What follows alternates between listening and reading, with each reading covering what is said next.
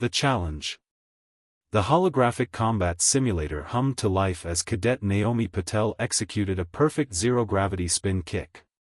Training drones scattered like startled birds, their targeting systems struggling to track her fluid movements.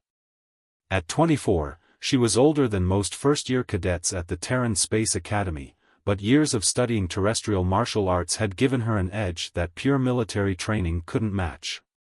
Simulation difficulty increased to level 9, announced Sentinel, the training AI. Cadet Patel, your unorthodox techniques continue to exceed standard performance metrics. Naomi landed in a graceful crouch, her dark eyes scanning for the next wave of drones. Standard metrics were made to be broken, Sentinel. That's how we evolve. The Academy's massive training chamber stretched around her like a technological cathedral, its adaptive gravity fields allowing her to seamlessly transition between normal and zero-G combat.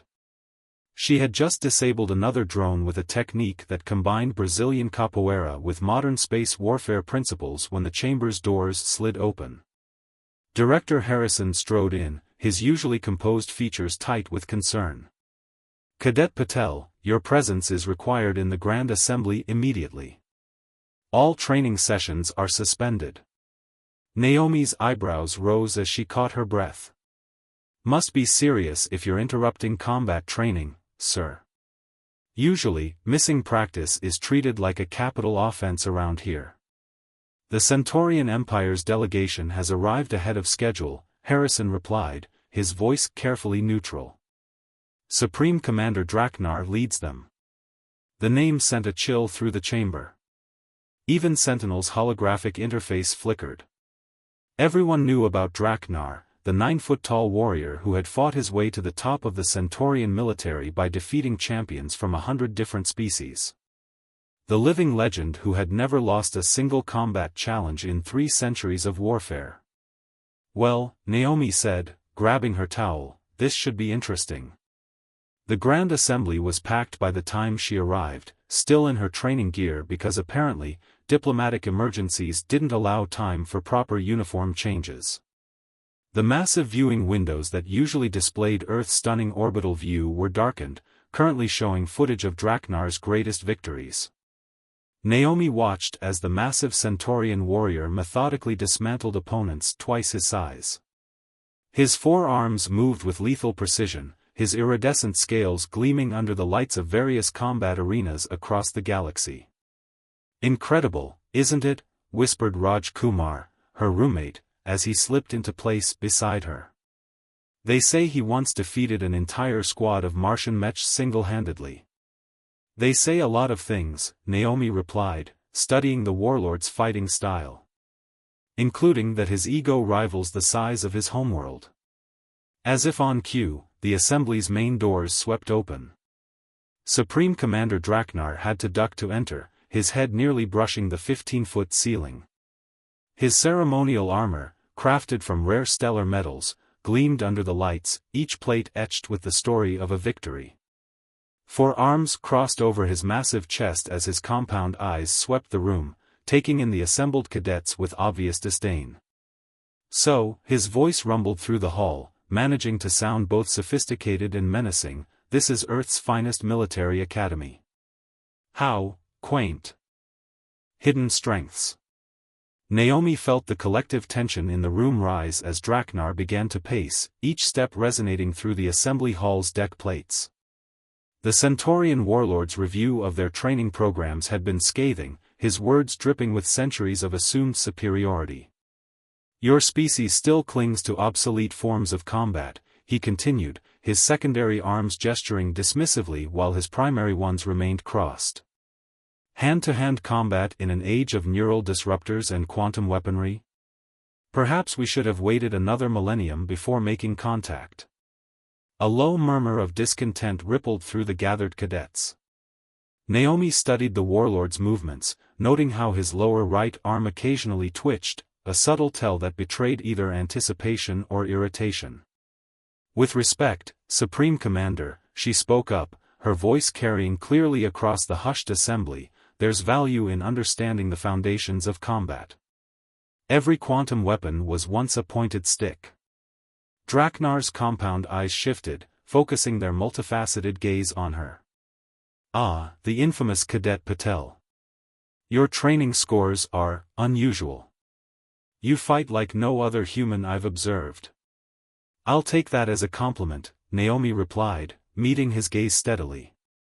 It wasn't intended as one. The Warlord's scales rippled with iridescent patterns, a sign of amusement among his species. Your techniques are chaotic, unpredictable. You lack the discipline that 3 centuries of standardized combat training has brought to the Centaurian Empire. Master Tanaka chose that moment to step forward, his ancient frame carrying more authority than any amount of ceremonial armor.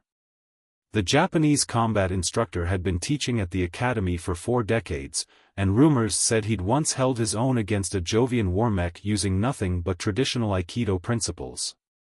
Sometimes chaos is merely order we don't yet understand, Tanaka said softly. Perhaps a demonstration would be more convincing than words? The assembly hall went deadly quiet. Everyone knew what Tanaka was suggesting, a challenge that could either make history or end careers. Draknar's secondary arms uncrossed, a gesture that his species used to show interest. Are you proposing a combat trial, Master Tanaka? The Warlord's voice carried a note of genuine curiosity. I am proposing an opportunity for mutual understanding, Tanaka replied, his weathered face impassive. Through combat, we often learn what words cannot teach. Naomi watched the exchange with growing anticipation. She knew where this was heading, had known, somehow, from the moment Draknar first entered the hall. The universe had a way of creating these moments, these crucibles where history shifted on the decisions of individuals. Very well, Draknar announced, his scales now pulsing with patterns that indicated excitement. I accept this opportunity for mutual understanding. Who will represent Earth's supposedly valuable combat traditions? Before anyone else could speak, Naomi stepped forward. I will. The assembly erupted in whispers. Draknar's compound eyes focused on her with new intensity, all 4 arms now relaxed at his sides, a posture that experienced warriors would recognize as deceptively dangerous. You? His voice carried equal parts amusement and intrigue. A first-year cadet challenges the supreme commander of the Centaurian Empire? Unless you're afraid of learning something new, Naomi replied, allowing a small smile to play across her lips. Master Tanaka's expression remained neutral, but Naomi caught the slight nod of approval. They had discussed this possibility during their private training sessions, though neither had expected it to manifest quite so soon. The combat chamber, 2 hours from now, Draknar declared, his scales now rippling with complex patterns that few humans could interpret. We shall see what your chaos can teach my order. As the assembly began to disperse, Raj caught up with Naomi. Are you insane? He hissed. He's never lost a challenge. Not once in 3 centuries. Naomi watched Draknar's retreating form, her mind already formulating strategies. Then he's overdue for a lesson in humility, don't you think? She turned to Master Tanaka, who stood studying her with those ancient, knowing eyes. Sensei, I'll need your guidance one last time before the match. The old master nodded. Remember, Naomi-san, the bamboo that bends is stronger than the oak that resists. And sometimes. He smiled slightly, the best way to win is to change the very nature of victory. The art of adaptation. The private training chamber felt smaller than usual as Naomi moved through her warm-up sequences. Master Tanaka sat cross-legged in the corner, watching her with the same calm intensity he'd maintained for the past hour. The walls displayed holographic readouts of Centaurian physiology, 4 arms, reinforced skeletal structure, enhanced reflexes, and scales that could deflect most conventional attacks. Their weakness isn't physical, Tanaka said quietly, breaking the silence. It never has been. Naomi paused mid-sequence, understanding dawning in her eyes. Their pride. 3 centuries of victory breeds more than confidence, Tanaka confirmed. It breeds assumptions. Expectations. Patterns. The chamber's AI interface flickered to life, projecting a detailed analysis of Draknar's previous battles. Naomi had spent the last hour studying them, not for their outcomes, but for what happened before each victory. Every opponent had tried to match the Centaurian's strength, to fight him on his terms. Every one of them had failed. Tell me, Naomi-san, Tanaka rose smoothly despite his age, why do you practice tea ceremony between combat training? Because you insisted it was important, she replied, then smiled as understanding deepened. Because it teaches patience, precision, and... She paused, the art of controlling the flow of interaction. The universe seeks balance, Tanaka moved to the center of the room. When force meets force, something must break. But when force meets fluid adaptation. He gestured, and Naomi attacked. What followed wasn't combat in any traditional sense, it was more like a dance. Every aggressive move she made was redirected, every burst of power transformed into circular motion. She found herself moving through forms she knew by heart, yet each felt new in this context. Draknar expects a warrior, Tanaka said, ending the demonstration. Show him something he's never seen before. A soft chime interrupted them, 1 hour until the match. Naomi began her final preparations while Tanaka prepared tea, the ritual helping to center her thoughts. As she knelt for the ceremony, her mind was already formulating a strategy that no combat AI would ever recommend. Director Harrison disapproves of this challenge, she mentioned, accepting the tea bowl. Director Harrison sees risk, Tanaka replied. He is not wrong. But he fails to see opportunity.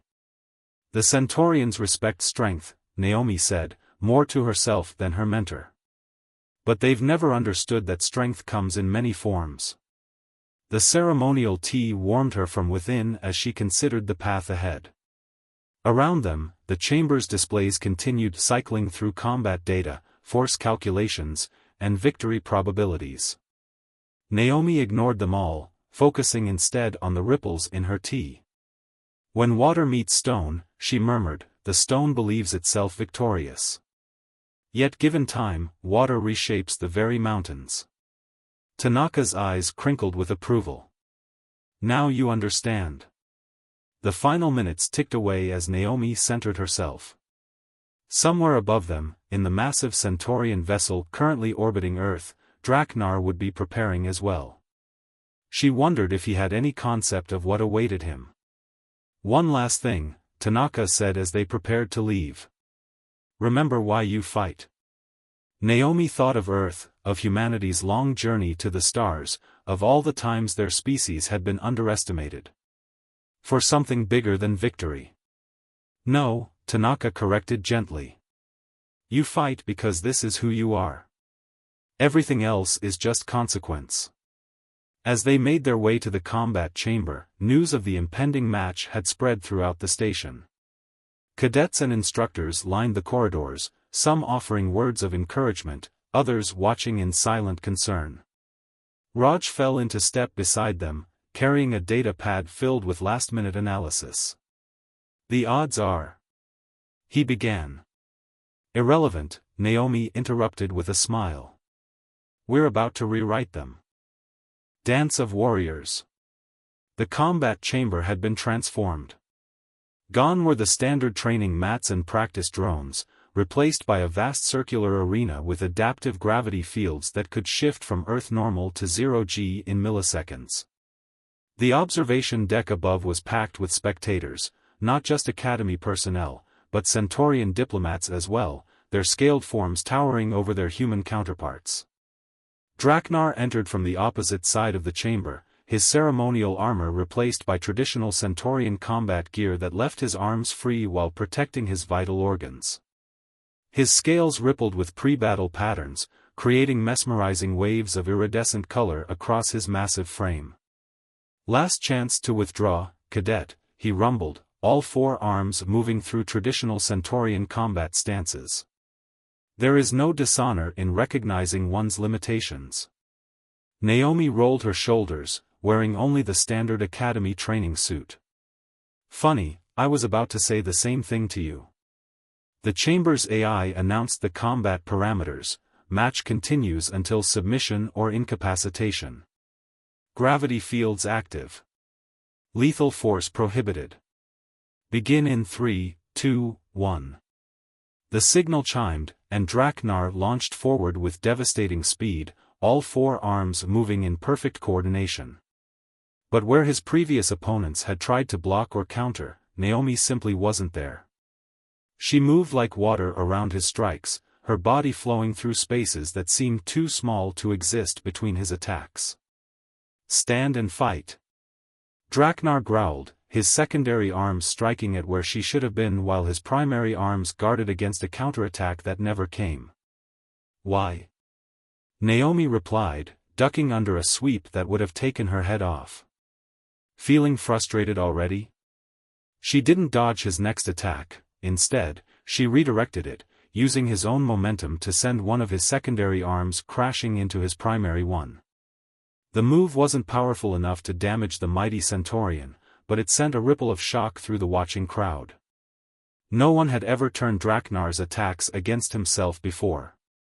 The chamber's gravity suddenly shifted, sending both combatants floating. Here, Draknar's extra arms should have given him an overwhelming advantage.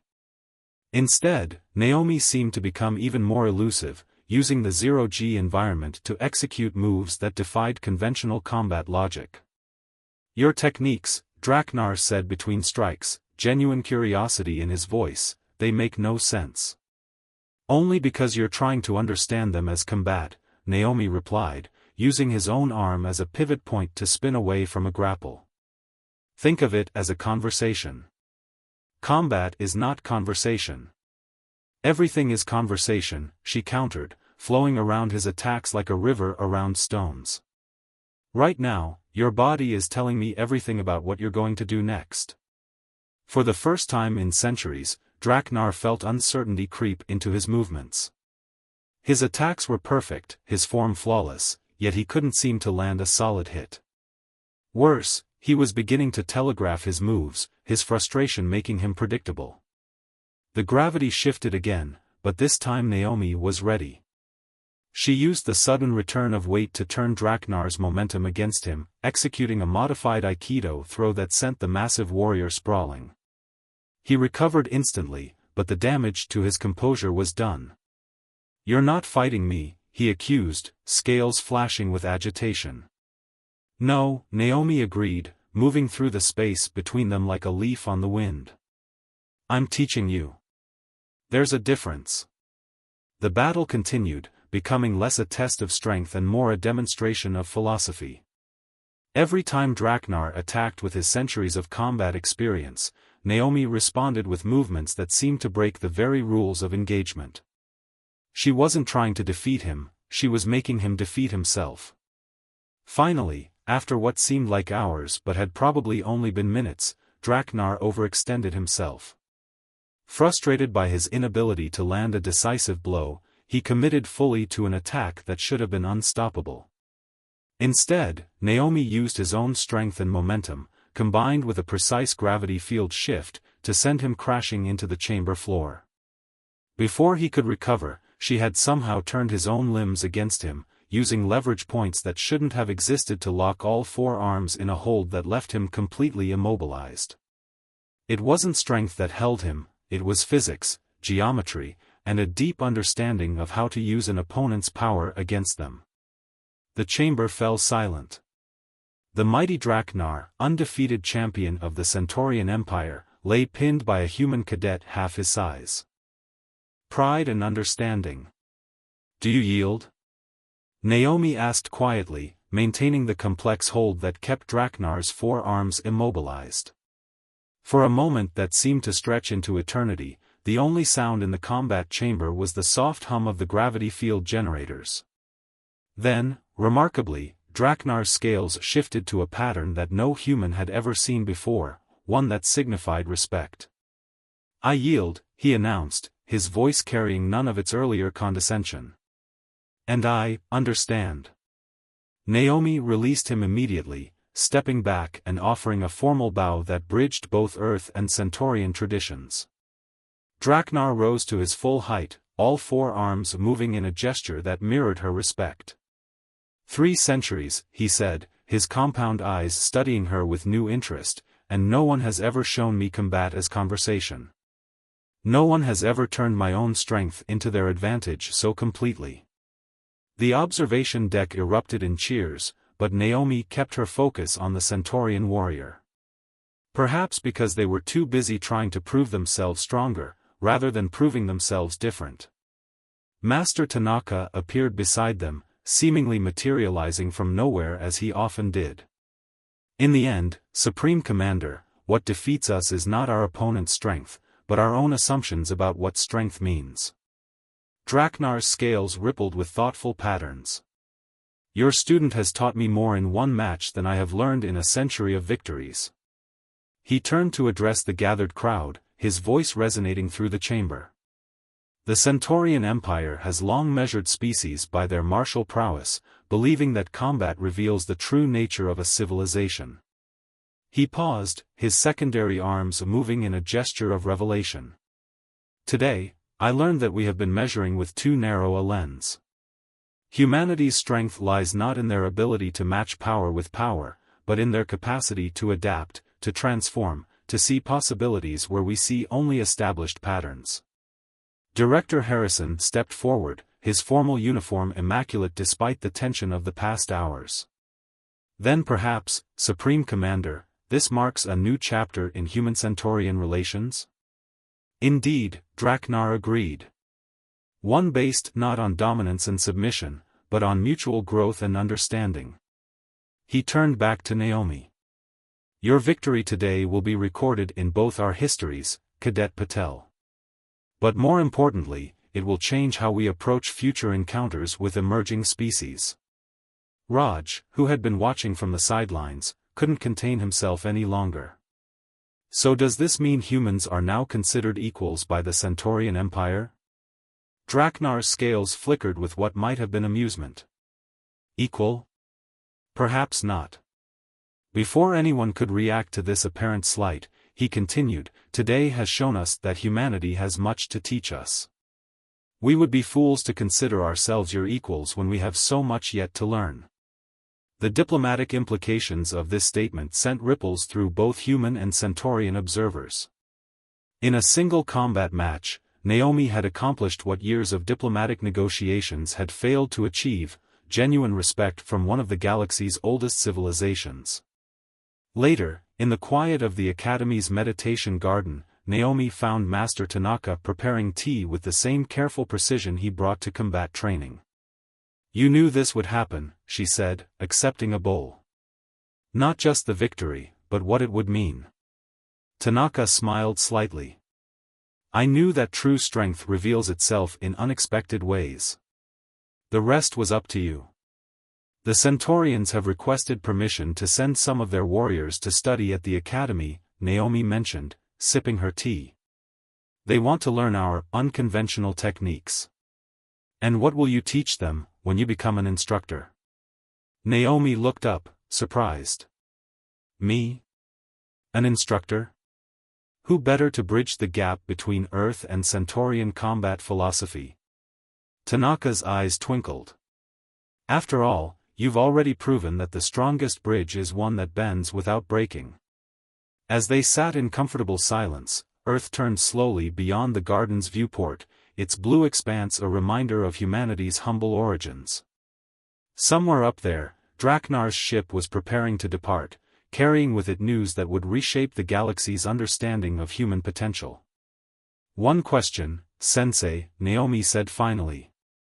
Did you ever face a Jovian war mech using only Aikido? Tanaka's smile deepened. Perhaps. Or perhaps some stories are better left as lessons rather than history. Naomi laughed, understanding finally that some victories weren't about the battle at all, but about the bridges built in its wake.